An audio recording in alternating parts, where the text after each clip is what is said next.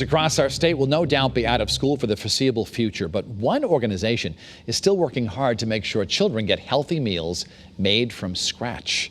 Joining us now is Chef Dan Giusti. He is the founder of Brigaid.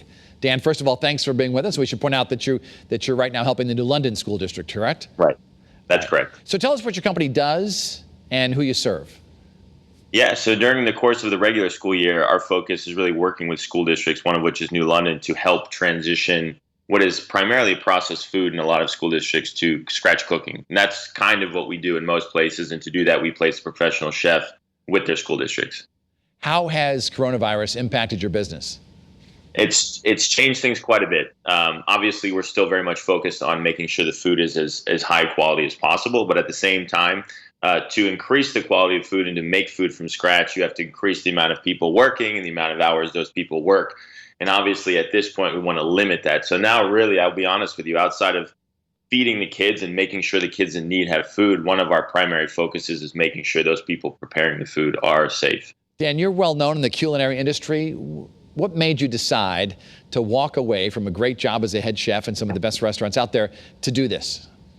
Well, I think it comes to this idea of I got into cooking to feed people. And, a lot of people think of the glory of working in a fine dining restaurant, and that's why you get into cooking. But that's not why I did it. And I realized it took me until I was about 30 years old to see that I wanted to cook in a way that helped people. And quite honestly, being in this position at this point in time has kind of really made me realize that I've made really the right decision. So many reasons.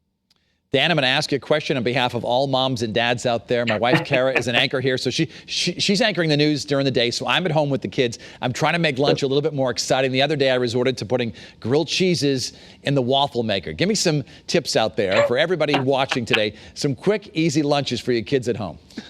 Well, I think you got to listen to your kids, and I think too many parents succumb to the pressures of the outside to say, "Oh, I need to feed my kid this or that," because that's what people say. I mean, the most success that we have is listening to kids, accommodating to them. So maybe giving them things occasionally that maybe don't seem like what you should be feeding your kids because they're not as healthy as they should be, but gaining that trust with them and making them interested and excited about food. And then when you can, slip in a few things here and there. And I think we see a lot of responses from kids when they're excited about food. They'll try new things. If they're not excited about it, if you're just trying to feed them things all the time that they're not happy about, they're probably not going to try anything new. So I think it's okay to give them this, a snack here and there that might not seem like the best thing to give them. And then when they're interested, that's when it's time to kind of strike. All right, Dan Giusti from Brigaid, we thank you so much for joining us via Skype because we're keeping safe social distance here on Eyewitness News.